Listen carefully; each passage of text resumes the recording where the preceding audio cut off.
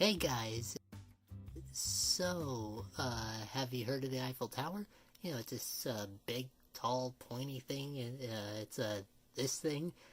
It's in Paris, France, in Europe of all places. Well, in 2020, or I guess in 2019, I decided I was going to make a model of it for its anniversary. I was overwhelmed. So basically the first thing I had to do was research, and that's pretty much the thing that I do for all of my models. I looked at old blueprints, I looked at historic photos, even construction footage in the Eiffel Tower. The Eiffel Tower was built for the 1889 World's Fair that they held in Paris in 1889. It took 2 years to build, and it was designed by two of Gustave Eiffel's engineers who worked at his construction company. They were Emile Noche and Maurice Coquelin. It's a common misconception. A lot of people think that it was Gustave Eiffel who designed the Eiffel Tower. No, it was actually two guys who worked for him that designed it. I know it's mind-blowing. Strangely enough, everyone hated it. There was even an organization that I remember called Artists Against the Eiffel Tower, because as it was being built, they thought that it would ruin the city's skyline. But as the tower started to come into the shape that we all know and love, the tower started gaining more and more love. Originally, it was just going to be a centerpiece for the World's Fair, and it was supposed to last for only 20 years, and then it was going to be torn down and sold for scrap. So the Eiffel Tower was finished just in time for the fair, and everyone loved it. And even after 20 years, Gustave Eiffel said famously, "I should be jealous of the Eiffel Tower. It's more famous than I am." So after the 20 years, the Eiffel Tower was supposed to be torn down, but the invention of radio at the time was big, and from the top of the Eiffel Tower, radio signals that they broadcasted could actually be sent all the way to America. So they decided to keep the tower, and ever since that time, it has been renovated, updated, and has since become the most famous monument in the world. And so for the 131st anniversary of the Eiffel Tower, I decided I was going to make a model of it.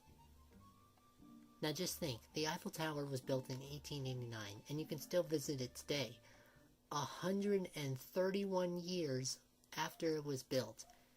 If only Gustave Eiffel could have seen it today. I'm sure he's seeing it in the stars now. Since I had a lot of time on my hands and the pandemic was starting, I decided to make a model of it. So after doing tons of research for about 2 months, I decided the best way to do it was to draw it out on paper. And let me tell you, it took a long time for me to draw the whole thing out. So each side is made out of 6 pages of paper. And this is standard printer paper that I use for all my models. Originally, the idea I had was to have all the crossbeams have spaces in between them like the real thing. I counted the amount of crossbeams that are in a single beam, and I looked and did research and found that there are nearly 3 million pieces of steel that make up the Eiffel Tower. Imagine how long that would have taken me to make in paper. But I remembered how my mom has a color printer, so what I did is I finished the one side that I hand drew. I drew this by hand. I colored it with 3 separate shades of brown since I couldn't find Eiffel Tower brown. The Eiffel Tower originally was painted red. As time went on, it eventually changed from red to brown to ochre, and now it is bronze. Well, actually, it's not full bronze. It is called Eiffel Tower brown, and it's darker at the bottom, and it gets lighter towards the top to complement the Parisian sky. It starts off dark at the bottom, and it gets lighter towards the top. And so, as time went on, I copied out the 3 other sides that were going to be planned, and the interior was done with the same process that I used for the first 3 sides. This cut the time that it would have taken me to build the tower in half. It probably would have taken me months or even years to get this thing done. How did they do this back in 1889? Because they were because those guys are way smarter than me. I barely know anything about architecture, so this is my fault. Okay, so starting the building process, as you can see, I'm there with my train running in the background, and those 4 squares that you see on this large base, those are the feet, also called the shoes. I'm not sure why, but how should I know? So the reason that those 4 columns are going in is actually because those are the elevator tracks. They, in turn, they actually are the elevator tracks, like I said, but they also serve another purpose that is incredibly important to this model. They actually hold up the entire structure. The entire structure is held up by these 4 columns. Alex, my friend, you know him, Alex the historian, Alex actually told me that the best way to make this thing stand up for longer and more, and I guess have a rigid structure, is to put poster board inside of it. So I looked around and I found some poster board. So there's actually those columns, and then inside those columns are poster board. So that way it acts as kind of like the bones of the structure. Think about it. The exterior facade that you see laying around on the floor is way too flimsy for the whole thing to stand up on its own. If those columns weren't there and they were just flat, then the whole thing would come crashing down. It's kind of like what would happen if you removed all the bones from the human body. It would just flop over like a pancake. Those columns not only serve as part of the structure, but they also serve as the spine for the whole thing. So the first floor is going in, and the whole thing is modeled at 1 to 189. So those squares that you see, the shoes, they're around 20 to 30 feet tall in real life, and in this case they are only around 3 inches tall. Now let's talk about the height for a minute. Originally I wanted this model to be shorter than the current tallest model that I had, Big Ben. My model of Big Ben was the tallest model for over half a decade, and it was 3 feet 9 inches. But the Eiffel Tower is obviously taller than Big Ben. The only thing is I didn't want that. I didn't want my model of Big Ben, the most complex and most technologically advanced model I've ever made, to be pushed to second place in the height category. Well, after some thinking, and after I did some thoughting, I decided, what the heck, I'll have my Eiffel Tower taller than Big Ben. So as you can see, the exterior is going on first, and then the interior that people will have a hard time seeing is going in next. This was all part of the grand plan that I had originally. And so the columns are rigid, they are very sturdy, the entire structure is really strong and sturdy. Unfortunately, I'm not sure how long it'll last. I mean, the real Eiffel Tower's survived over a century and a quarter with its current maintenance, but my Eiffel Tower is different. It's made out of paper, not steel. So maybe one day I'll turn it into wood. Who knows? I mean, most of my models are being turned into wood right now, so it means longer lifespan. Originally the elevator were going to go up and down, but I just don't have the knowledge or the technology to do that. Instead, they're static. So as the columns were being put in, eventually I realized that I didn't cut a hole for the structure to go through. Strangely enough, I am so upset at myself that I didn't do this originally. If I wasn't rushing to get it done, then I probably would have made it look a lot better than it currently does right now. I mean, I know it looks good right now, but in person, it does have a few problems here and there, and I can't really go back into it because it's a finished model. So I kept on building it anyways. And as you can see here, this is the Jules Verne restaurant. It's a restaurant that's built on the second floor of the Eiffel Tower, and it's got some great food from what I hear.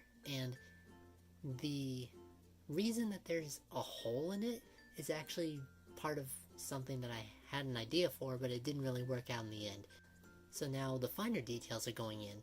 The reason that I'm not showing the whole thing off in one big picture is because I wanted I want to show it off in one giant video that'll go into detail on everything the tower has to offer.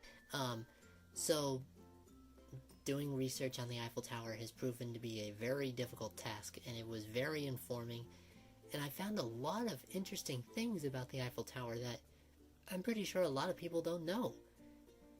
Like, for example, the Eiffel Tower actually has a post office. Someone actually got married to the Eiffel Tower illegally. I know, strangely enough, yeah. There's also a guy who tried to create his own parachute. He jumped from the Eiffel Tower. Sadly, the parachute didn't open. Other things I found too was that Gustav Eiffel actually had a secret apartment at the top of the Eiffel Tower. Now, the tower is over 1,000 feet tall, and that is big. The tallest thing I've ever seen is the Space Needle in Seattle, and that's 600 feet tall. The Eiffel Tower is 300 feet taller than that. Wow. But there is a lot of stuff you can do at the tower. You can go gift shopping, you can look at the sights, learn some history. There's even interactive stuff I found. And these red things that you see I'm building, those are actually 3 red buildings that are on the first floor, and they have a gift shop, restaurant, post office. There's a lot of things you can find on the tower. Hopefully one day I'll get to go to Paris and see the Eiffel Tower. And these little red buildings are actually accurate to what's on the real tower. I know, it's fascinating. Now we come to the Spire, and this is where it gets really, really impressive in terms of how small everything is. The Spire is so fragile. Let me tell you, it's got an elevator in the middle. It was supposed to have 4, but I can only put 1, and it can't hold itself up. That's the surprising thing. But at the very top is my favorite part of the entire model, Gustav Eiffel's apartment. After looking through historic photos of what the apartment looked like when Mr. Eiffel was there, and doing research, I created Gustav's apartment in this tiny area. It's 1 inch by 1 inch. It's a 1 square inch area. All of the furniture in there is 2D, it's flat. I couldn't make any 3D furniture, but it is historically accurate. I'm still shocked that I was able to do this. You can find a bed, a bathroom, and a living area. It's historically accurate up there. And I use like this plastic film on top to make it, on the windows, to make it look like there's actual glass in there. And if you see the model in person, you'll actually be able to look inside you'll be able to look inside the windows and see all the furniture. It's hard to do, but it's there. And then as a little fun thing that I did, I put little characters of me, Comet, and Handy all looking out the windows on the 3rd floor, which is the top level. You can see them, but they're really hard to see because they're so small, and the windows are so tiny too. But I did it anyway because I'm crazy like that. Something was going on that I couldn't really figure out originally. For some reason, when I was putting the Spire together, it twisted towards the top. Like, it was twisting itself a little bit. I'm not sure what was going on, but it was very noticeable from a distance. And after, I'd say like a month and a half or so, I finally managed to get it to not be twisted. I mean, it still is a little bit, but it's kind of fixed itself by now. So yeah, after I fixed the flag, then came the elevators, and those went in, and they were really tiny. And there's actual people that I drew in there. I drew little people in the elevators. But one thing I knew I was going to want, if I was going to build a model of the Eiffel Tower, it's going to need some lights to light it up at night. But I didn't know how to do it.